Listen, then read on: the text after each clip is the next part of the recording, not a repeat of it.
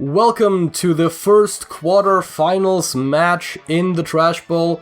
Today I have a very special guest on commentary. We got Sparrowhawk back again. Say hello.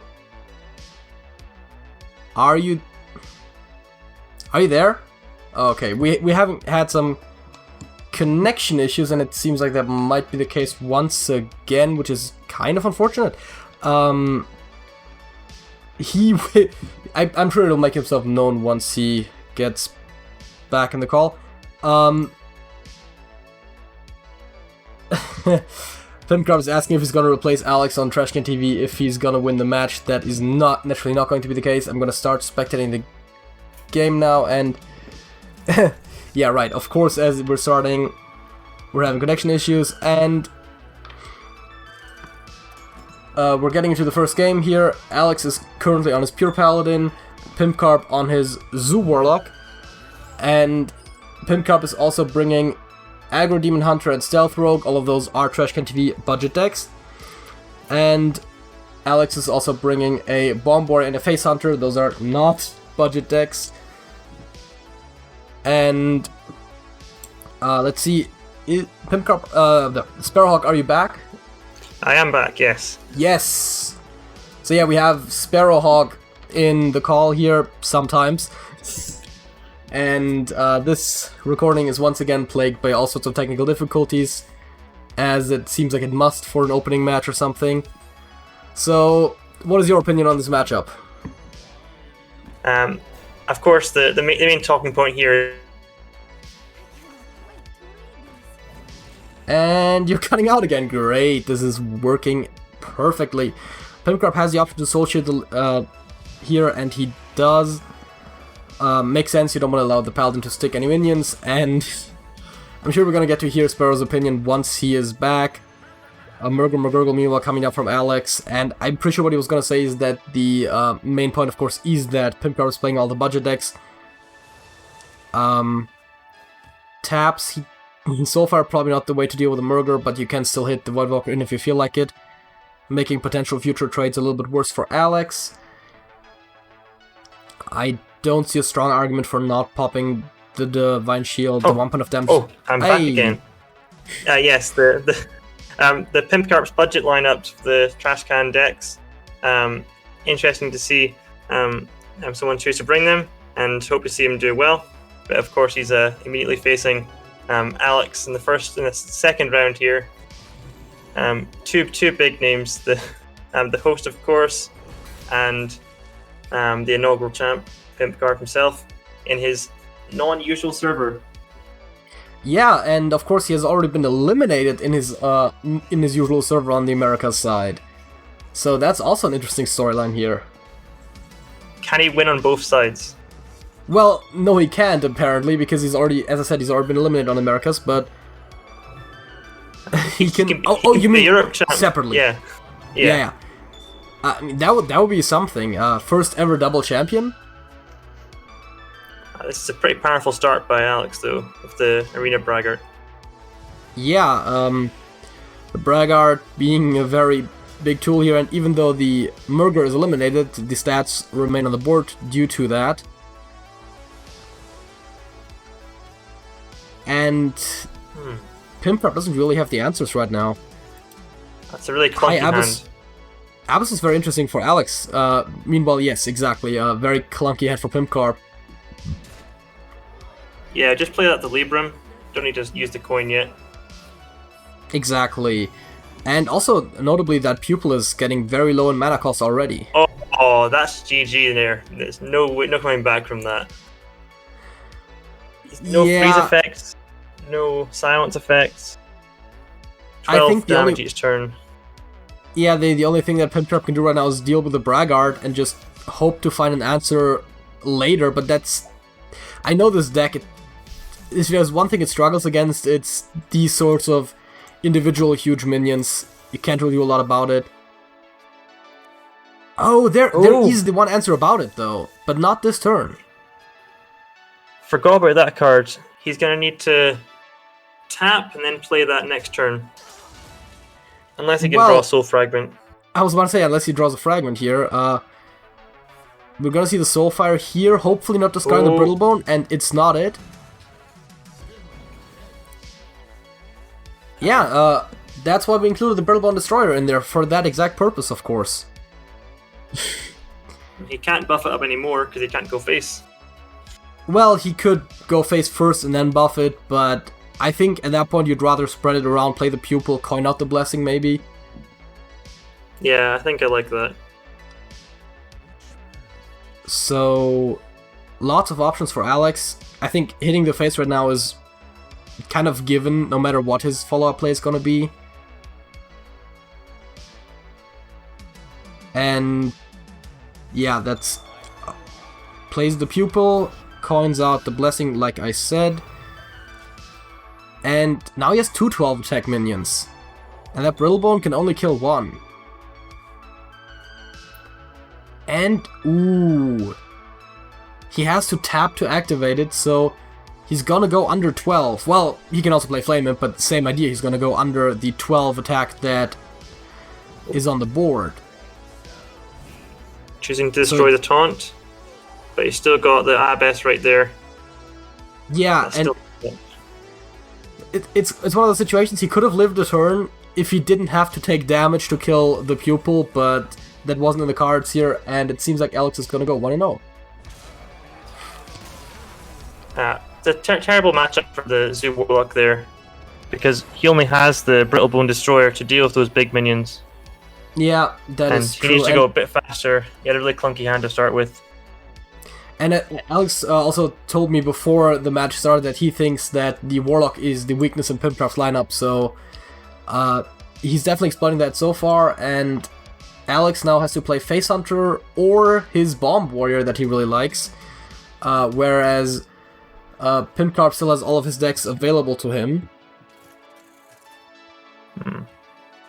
I don't know about the Demon Hunter matchup against Bomb Warrior, because I know Soul Demon Hunter usually does well against the Warrior, but I've not tried the aggressive version recently enough to know how well it does. Yeah, and we also definitely saw a lot more Soul Demon Hunters in the tournament than Aggro Demon Hunters, but on a budget, of course, the Aggro Demon Hunter is more budget friendly. And we're going to see the Rogue right now against the Warrior. I think this is the Rogue favored matchup, because the Warrior is not actually a control deck. It does have control tools, but it can't deal with early stealth minions like this Worgen Infiltrator, and a lot of damage in hand can be coming from the Rogue side that the Warrior just can't keep up with. Yeah, I was about to say, if you're Pimpkarp, do you coin the Sage, and apparently that is going to be what he does. Wolf Rider, an interesting pickup here for some potential burst damage in the future. Alex does pick up a Wrench. Pimpkarp has a couple combo cards in his hand, a third one now. He's going to need to find a way to combo each of those to their best impact. Yeah, you generally don't like backstabbing your own guys to do it, and especially with Bladestorm looming, that it seems like a really bad idea right now. You could just go Hero Power Deadly Poison, which is apparently what he does. Yeah, I looked at that, that seems like one of the more reasonable plays here. Does push through all the armor. I think we're just going to see Wrench Caliber here. Whirlwind is a good pickup. Yeah, that's going to be able to deal with the stealth minions. Would not be that surprised about the Wrench, exactly, and yes, almost all of the stealth minions have 1 health, so that is definitely going to be a great card. I think we might see a Cold Blood here, because I can't see anything else coming from that side. Yeah, I mean, you got the Delinquent, and then you have the choice of Cold Blood or Eviscerate, and if you have a minion on board, you might as well play Cold Blood, because Eviscerate is more versatile. And that is the play. The problem now is Hook Scimitar is something you want to play next turn, but there's nothing to backstab, and you don't want to play the Eviscerate for 2 damage. If Alex Whirlwinds, he is gonna get his second Delinquent there as an option.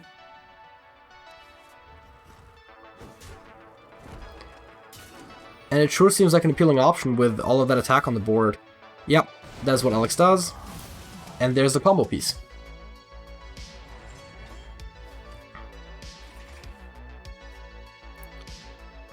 Yeah. It's gonna be the Spectral Delinquent, Hooked Scimitar, pushes 4 to the face.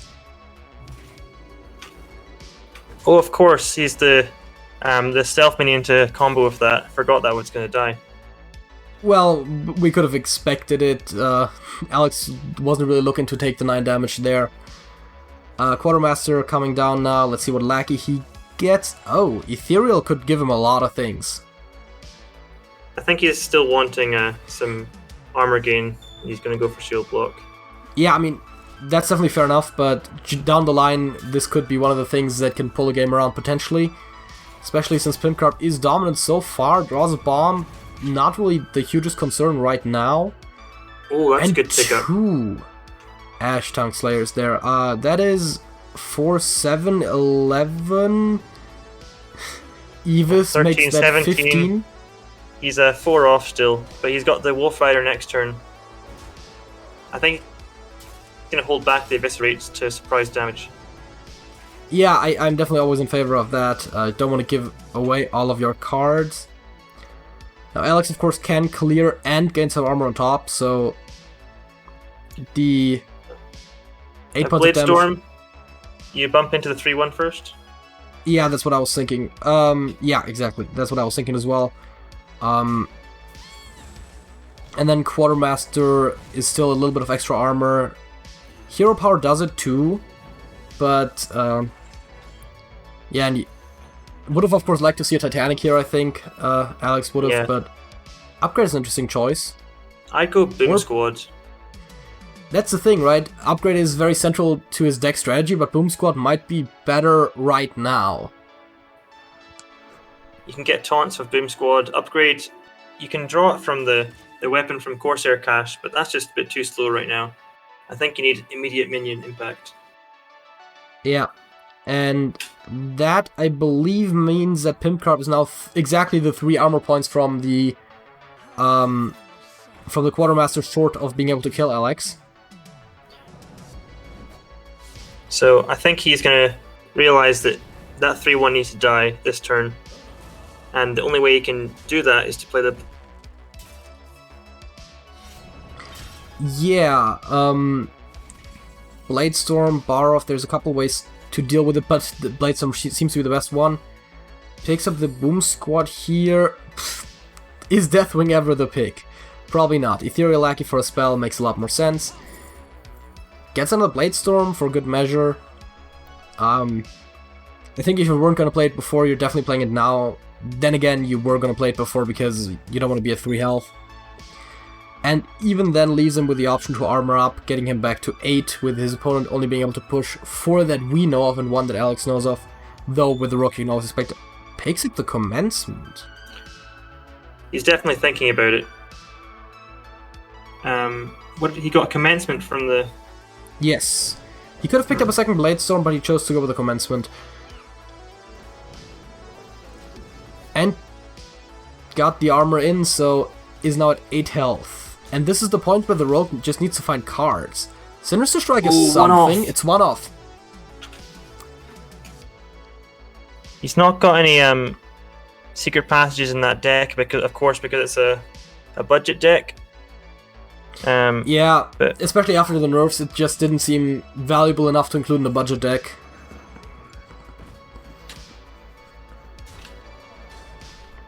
he's playing the Sinister Strike though. Doesn't care about revealing information, just wants the damage to get in there. You have to get it in there at some point. Commencement perhaps to stop the damage. Oh, that's a taunt and divine shields, correct? That what minions does is he give gonna a get taunt from and divine that? shield, yes. Well, there's not a lot of... I guess the best roll, in a way, is Dr. Boom. That would be a 7/7. Does he have the Deathwing in his deck? I don't That would be think great. so. But he does get the the boom. Blastmaster. But a second And Sinister even Strike if wins a the sap. game. There's a sap by drawn. the way. Oh, this is getting exciting.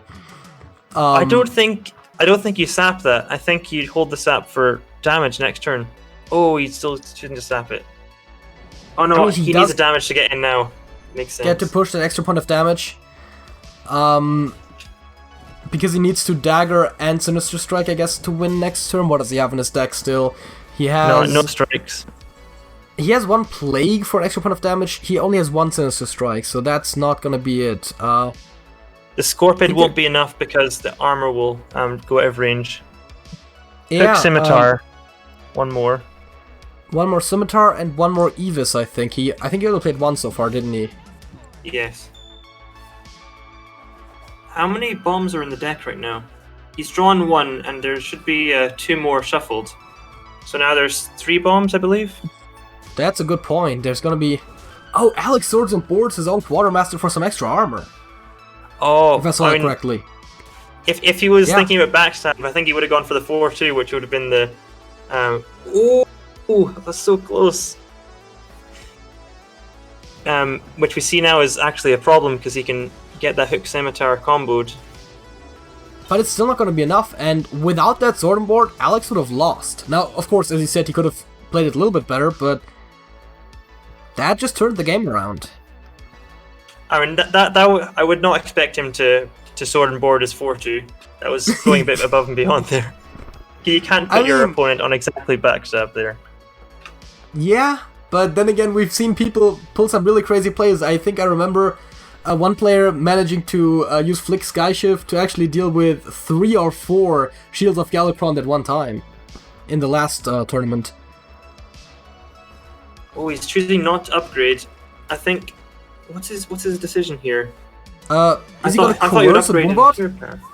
I think he's gonna coerce a Boombot. It's 50-50 chance to win right now. Yep, he got it. Good play.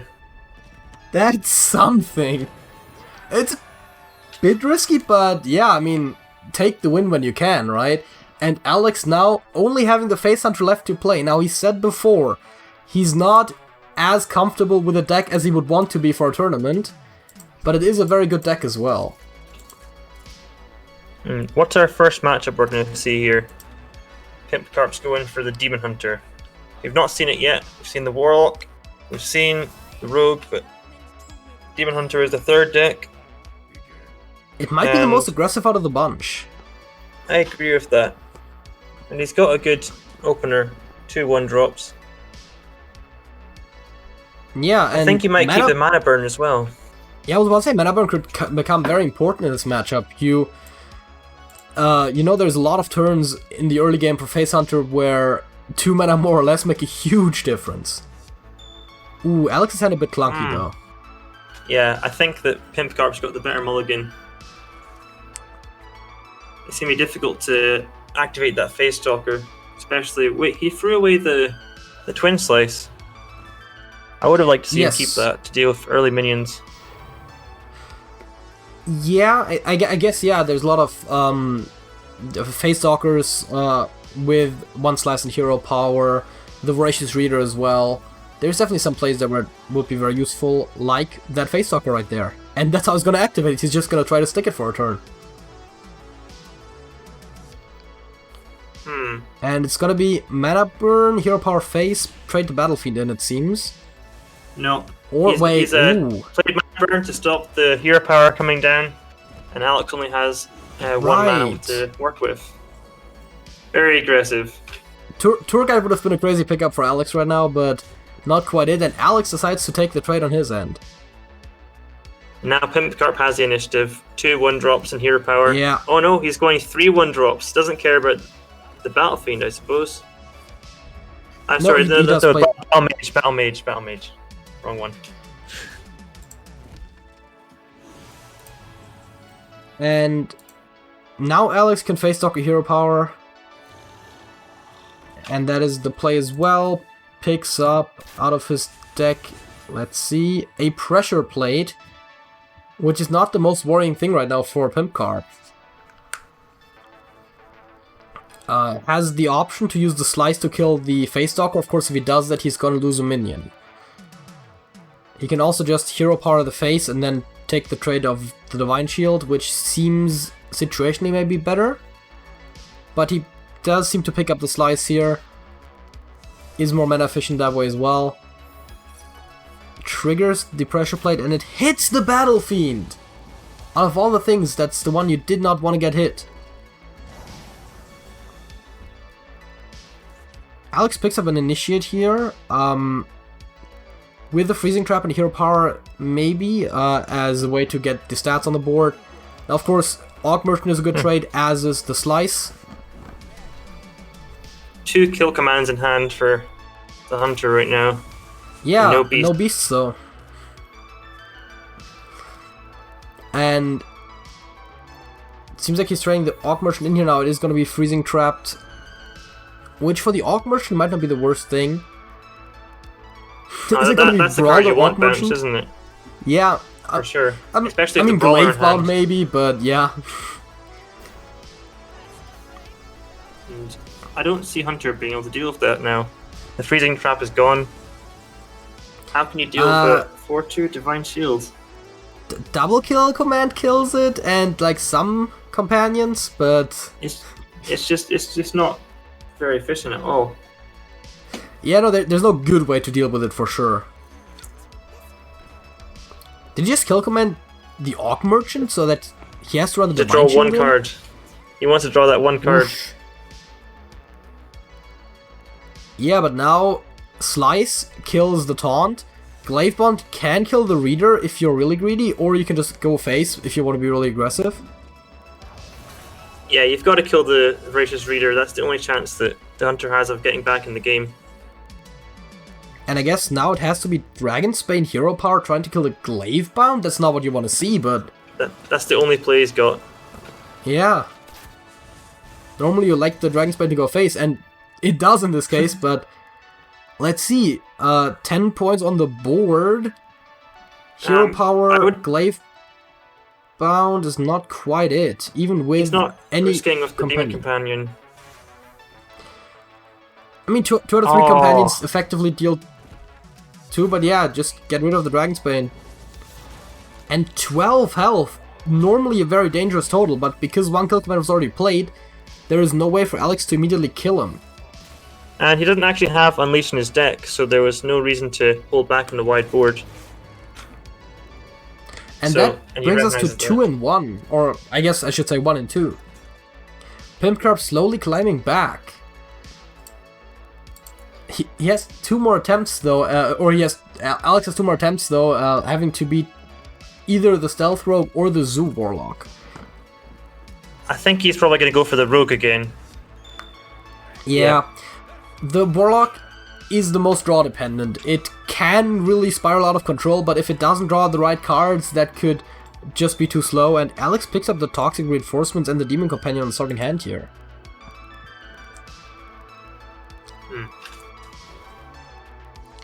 Decides to only keep the Companion. That's not a good hand for the Rogue if you've not got the coin. Yeah, and Alex just picked up the perfect cards. Tour Guide on 1, Face Stalker, Hero Power on 2. Yep, I think he's probably going to go for that. He might even point out the Demon Companion and play the Tour Guide. Yeah. Or he could coin out Tour Guide next turn. No, he's going to go for this turn. Get the stats on board. I was about to say you might as well get the extra attack in, especially with the Colic here on the board. Sneaky Delinquent isn't going to do anything this turn. And if it gets Freezing Trap, that's going to be a huge tempo swing. Another Tour Guide! That's so good for his curve. Yeah. And let's see what he picks up. Picks up a Pack Tactics. Now that could give him another Face Stalker here, if Pimpkarp decides to try to take the trade. That's difficult, because 2 out of those 3 secrets are not ones you want to be attacking into the... Yeah, but if it's Freezing Trap, you also don't want to hit in the face, right? So it's a bit tricky there. I think you go Demon Companion, Tour Guide, and Adorable Infestation. Yeah, I can totally see that. Get a really wide board. The question, I guess, the biggest question is, what do you infest? And I guess it would have to be the Face Stalker. I would trade if the 2-1. Oh, wait. Ooh. No, he's got another Leok. Now I can just trade the Tour Guide in. Yep. Yeah, I think it's Colic? Yeah, it's Colic. But yes, it's they're all just jumbled up versions of the regular names. That's a lot of damage going face on turn 3. Oh, he's not even Ignore bothering. the Sage. Disrespect It is a freezing with trap. the 3/3. It is a freezing trap. Yeah. What is he gonna Yeah. do?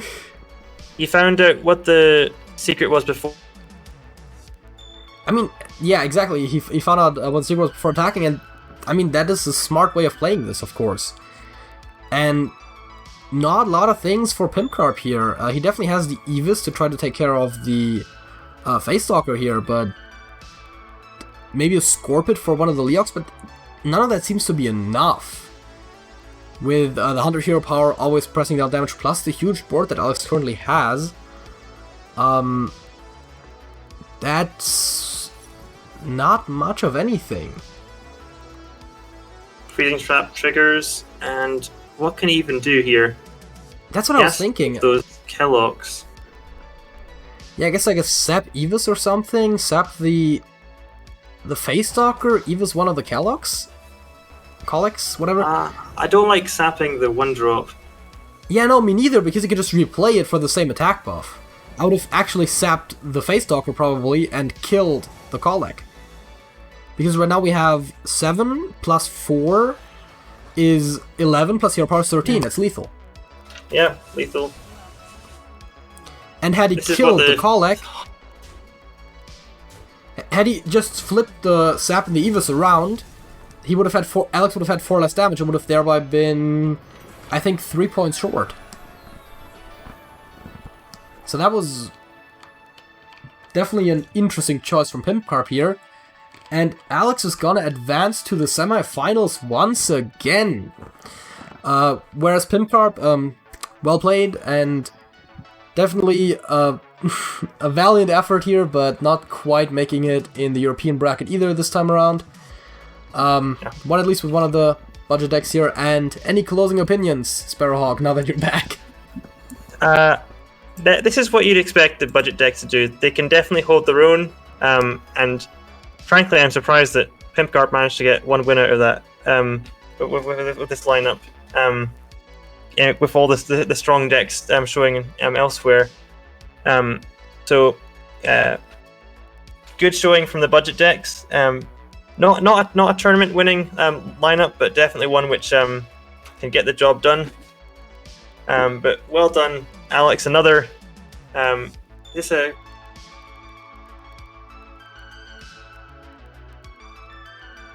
I think he cut out again. We're gonna just wait a split second here, see if he comes back. In the meantime, let me just remind you to quickly leave a like on the video if you enjoyed it. Leave a comment if you have any opinions on this. Maybe thoughts on the last play in the game there. That was definitely one that seemed incorrect, but maybe there's an argument for it. Though I guess it was direct lethal, so there's that. Subscribe to the channel if you don't want to miss the rest of the tournament. Join the Discord server to meet all of the competitors in this tournament, as well as, of course, the hosts. And let's just give him one more second. Are you back? Yep. Sorry. Yeah. Finish your thought. Good showing from the budget decks. Didn't expect them to get very far. But pimpkarp piloted them very well and got unfortunate in that final game there. And looking forward to see more European pimpkarp, which is now officially the best as of this tournament. Yeah, that's the better pimpkarp. And I already said all the outro stuff, so let's just jump right to the very end of the video. Sparrowhawk? That's it. That's it.